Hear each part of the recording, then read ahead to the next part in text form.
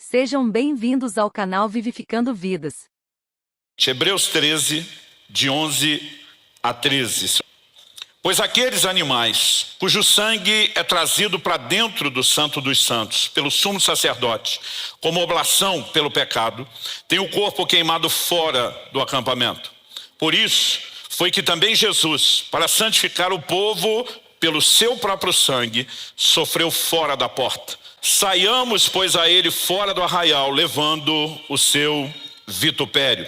Outras traduções, como a Nova Almeida atualizada diz: saiamos, pois, a ele fora do acampamento, levando a mesma desonra que ele suportou. Outras traduções, em vez de desonra ou vitupério, usam um outro sinônimo, levando a sua vergonha. No verso 11, nós lemos que o corpo do animal oferecido no dia da expiação, registrado lá em Levítico 16, daqui a pouco eu leio esse texto, era queimado fora do acampamento. Depois a Bíblia diz: foi por isso que Jesus também sofreu fora da porta, é crucificado lá de fora da cidade. E no verso 13, pela terceira vez, a Bíblia diz: saiamos, pois, a ele, está falando de Cristo, fora do arraial. Toda a ênfase dada aqui é que Jesus sofreu do lado de fora da porta e que nós devemos sair. E sair a ele não significa que não o encontramos do lado de dentro, mas que temos um compromisso de levar a mensagem daquilo que ele fez do lado de fora, também lá do lado de fora.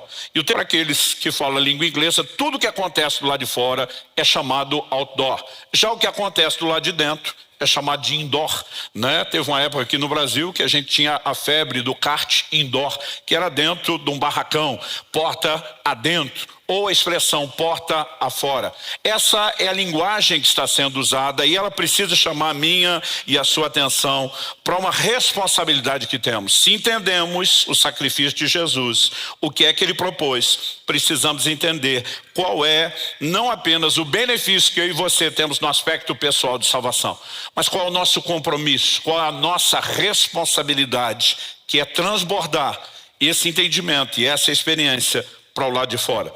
Eu me lembro, aos 15 anos de idade, recém cheio do Espírito Santo, de ter lido um livro que mexeu muito comigo e reprogramou a minha forma de pensar, a minha visão.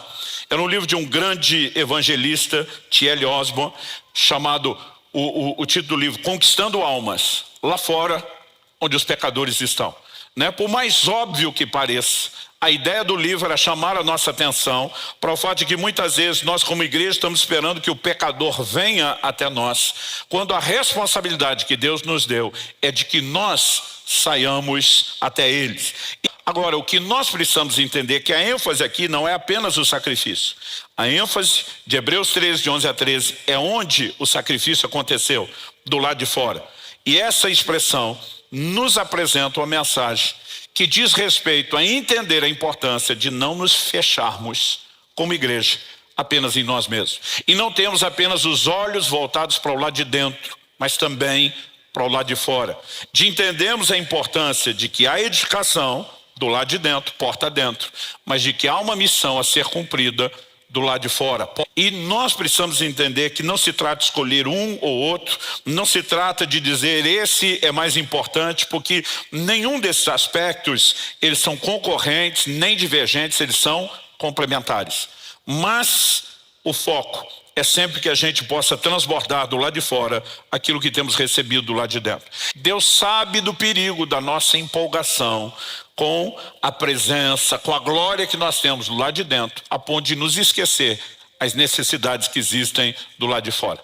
Algo que me chama a atenção é quando Jesus está ensinando a palavra, e você percebe claramente isso em dois momentos, não só o Sermão do Monte, mas logo depois momentos onde o Senhor Jesus segue se dedicando ao ensino, que há uma ocasião em que Jesus para, depois de todo o ensino que ele descarregou, e ele vira para os discípulos e diz assim: passemos para o outro lado. E agora eles vão mudar da margem do lago. Era um lago tão grande que era chamado de Mar da Galileia. E quando ele simplesmente interrompe o ensino e leva os discípulos para outra margem, o que é que nós vemos que vai acontecer do lado de lá? Nós temos pessoas necessitados que precisavam ser atendidos. Nós temos um endemoniado como aquele gadareno precisando ser liberto. E para mim Jesus está falando claramente de dois aspectos que são importantes. Ele diz: vocês precisam de ensino, vocês precisam de instrução, vocês precisam receber o depósito da palavra, vocês têm que estar sentados aos meus pés. Mas é quase como se ele dissesse: nada disso, no entanto, terá importância ou cumprirá plenamente o seu propósito, se não entendemos que depois, no final, o propósito é que a gente descarregue isso na vida dos necessitados do lado de fora. Quando você olha para a transfiguração de Jesus, Mateus capítulo 17 é um desses relatos. A Bíblia diz que ele sobe ao monte para orar, leva alguns dos seus discípulos consigo, Pedro, Tiago e João. E a Bíblia diz que enquanto ele orava, ele se transfigurou diante deles. Eles o veem com roupas resplandecentes. Há uma manifestação da glória de Deus. A Bíblia diz que viram Moisés e Elias, que representa, a lei e os profetas, porque todos os dois, a lei e os profetas, convergiam em Cristo. E eles aparecem falando com Jesus. E Pedro, empolgado, ele simplesmente larga uma e diz: Senhor, vamos fazer 3 tendas. Uma para o Senhor, uma para Moisés, outra para Elias. Nós ficamos no relento. A gente não precisa nem dessa preocupação. Mas quando ele está falando de vamos fazer tenda, ele diz: vamos morar aqui. Não precisamos mais sair daqui. Vamos permanecer nesse lugar. O lugar onde a glória de Deus se manifesta. A Bíblia diz que vem uma voz daquela nuvem de glória que os envolve. E a voz se dirige a Pedro dizendo: esse é meu filho amado, a ele ouvi. Gentilmente a voz está dizendo: cala a boca, Pedro, para de falar, ouça ele, é ele que tem algo a dizer. E o que é que Jesus vai dizer para eles? Nós vamos descer do monte. A proposta de Jesus é nada de morar aqui, porque tudo que estamos experimentando aqui não faz sentido se a gente não for descarregar isso lá embaixo. Então logo eles descem. Há um pai, entre outras pessoas necessitadas, que havia trazido um filho endemoniado, que os discípulos não puderam expulsar.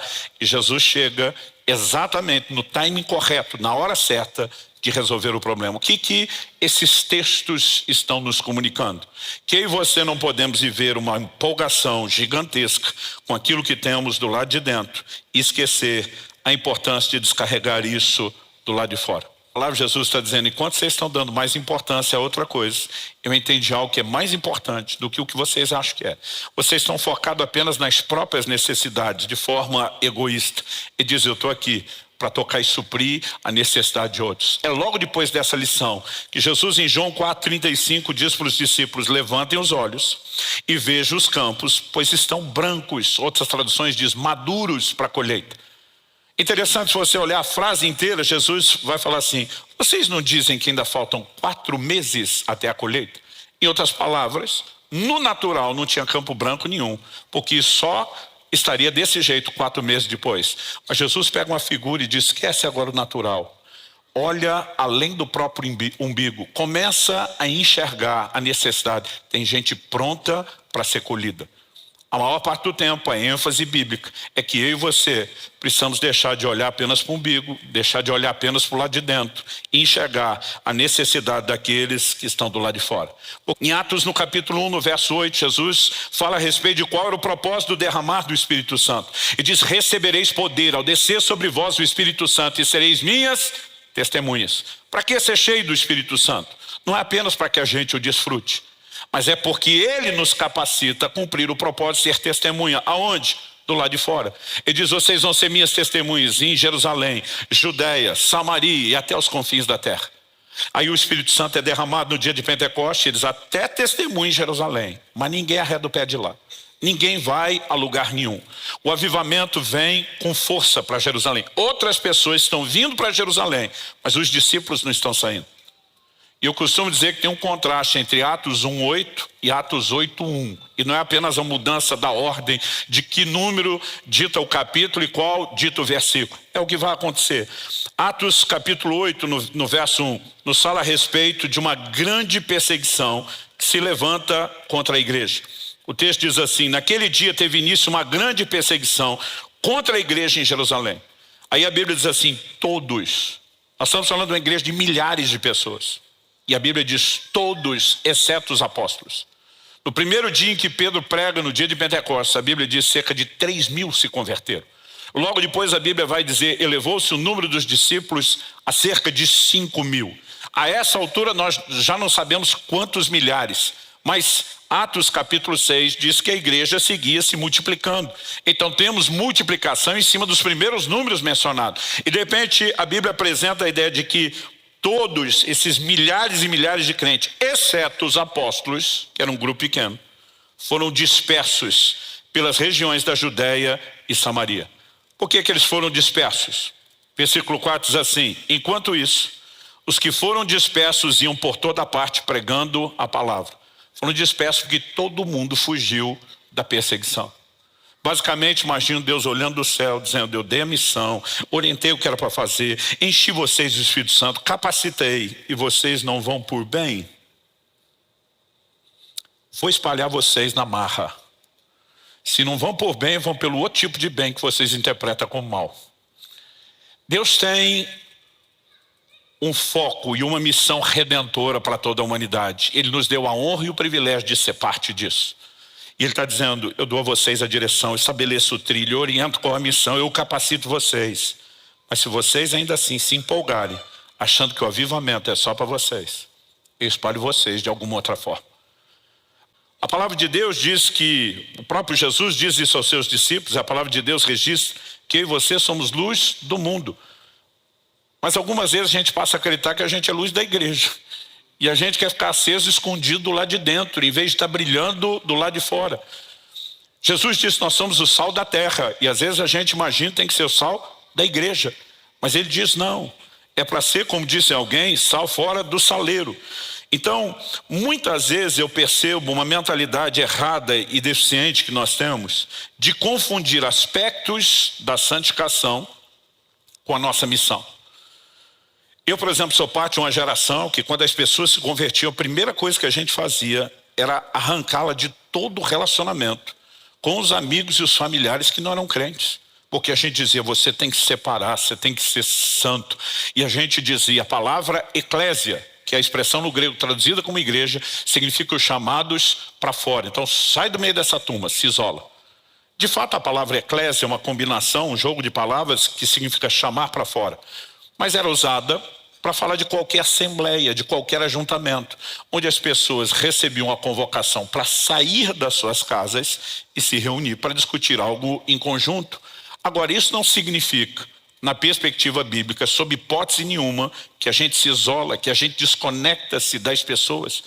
Aliás, quando você olha na Bíblia, as pessoas que têm mais acesso, normalmente são aqueles recém-convertidos. Porque a maior parte das pessoas do relacionamento deles ainda são pessoas que não se converteram e que não servem a Deus.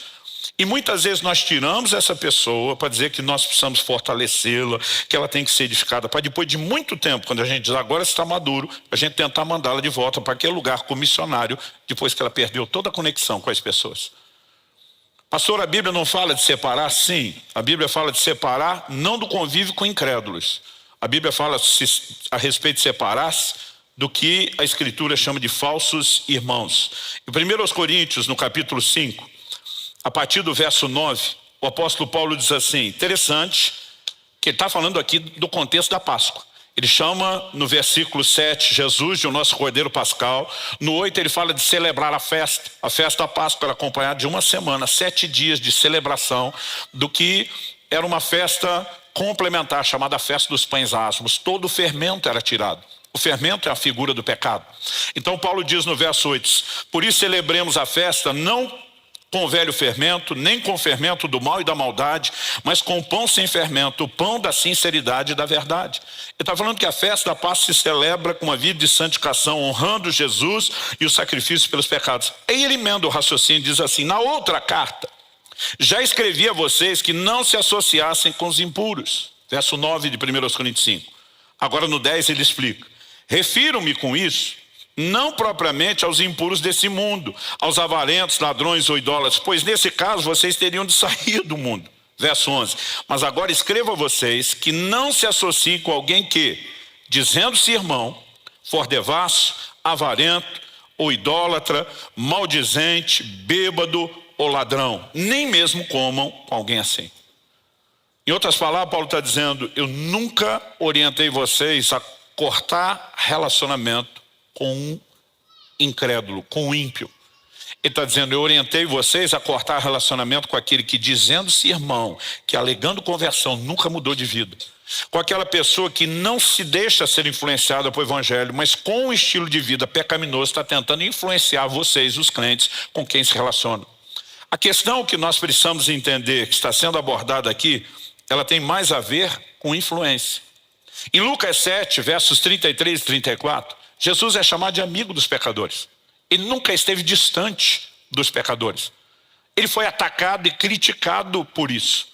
É interessante que vários textos enfatizam essa verdade. Por exemplo, Lucas 5, 30 e 31, diz assim, os fariseus e seus escribas murmuravam contra os discípulos de Jesus, perguntando, por que vocês comem e bebem com os publicanos e pecadores? Jesus tomou a palavra e disse, os sãos não precisam de médico, e sim os doentes. Não vim chamar justos, e sim pecadores ao arrependimento. Em Lucas capítulo 15, versos 1 e 2, a Bíblia diz assim, aproximavam-se de Jesus todos os publicanos e pecadores para o ouvir.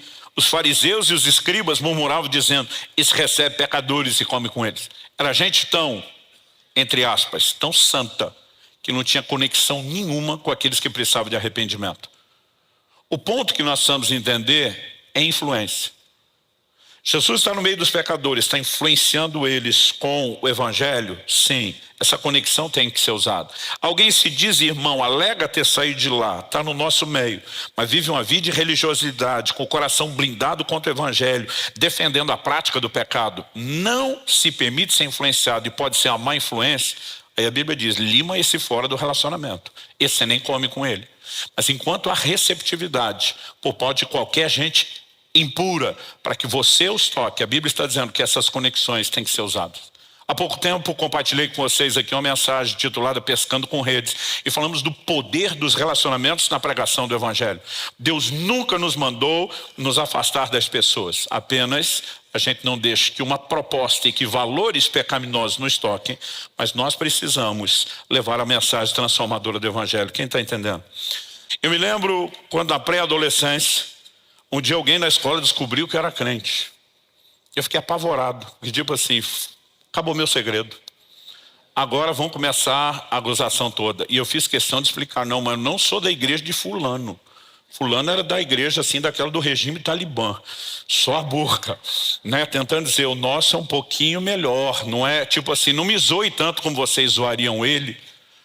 Até que aos 15 anos de idade eu fui cheio do Espírito Santo. E é aqui que tudo muda. É por isso que Jesus diz, recebereis poder ao descer sobre vós o Espírito Santo, sereis testemunhas. Sabe o que ele está dizendo? Eu não quero ninguém lá tentando falar de mim com vergonha. Eu quero gente que dê a cara a tapa, eu quero gente que saia com ousadia, eu quero gente que encare o que vier, qualquer zombação, qualquer escárnio, qualquer provocação e até mesmo perseguição. Porque ele sabia que a gente não seria necessariamente bem recepcionado. Jesus, quando envia os seus discípulos, ele diz, ei, presta atenção. O discípulo não é maior do que o mestre. Ele disse, se me chamaram de Beelzebu, que era o maioral dos demônios, traduzindo, Jesus está dizendo, se me esculhambaram, vão esculhambar vocês. Em outras palavras, eu e você não temos o direito de ter uma expectativa de que a gente não vai receber provocação, afronta, xingamento, perseguição, zombaria, sermos ignorados. Mas a Bíblia está dizendo que nossa missão é levar a sua vergonha. É isso que eles pensam de nós, é assim que vão nos tratar. Nós vamos enfrentar.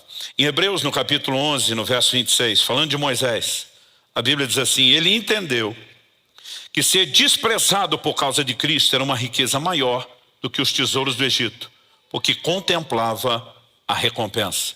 Eu acho interessante essa declaração, porque quando você olha para a história de Moisés, não existe a revelação de Cristo, nada disso com clareza. A Bíblia só está dizendo que ele simplesmente se recusou a ser chamado, né, de filho da filha de Faraó. Está no verso 24. O 25 diz que ele preferiu ser maltratado com o povo de Deus a usufruir prazeres transitórios do pecado. Aí no verso 26 diz, ele entendeu que ser desprezado por causa de Cristo era uma riqueza maior do que os tesouros do Egito. Aqui a Bíblia está apresentando é uma figura de que o posicionamento dele de dizer eu abro mão do palácio, da glória, do reconhecimento para ser um defensor do meu povo, para participar do projeto redentivo de Deus para com seu povo. É uma figura daquilo que eu e você precisamos carregar. Muitas vezes nós ficamos pensando, né, que vale a pena se proteger, se poupar, não ser exposto. A Bíblia diz, a maior riqueza que ele podia ter não era os tesouros, usufruir dos tesouros do Egito. Era enfrentar a vergonha que ele poderia passar por causa de Cristo. Mas a Bíblia diz assim, porque contemplava a recompensa. Mais do que apenas participar do que Jesus está fazendo, eu e você precisamos entender que a grande honra é a recompensa, seja a salvação dessas pessoas, por quem poderemos ser humilhados, ou o próprio galardão que teremos, além da alma salva delas. Tudo isso é parte de um combo que justifica o que eu e você podemos passar ou enfrentar. Mas o diferencial é quando somos cheios do Espírito. Gostou desse vídeo? Se inscreva, deixe seu like e compartilhem, para que essa palavra possa edificar mais vidas. Deus abençoe.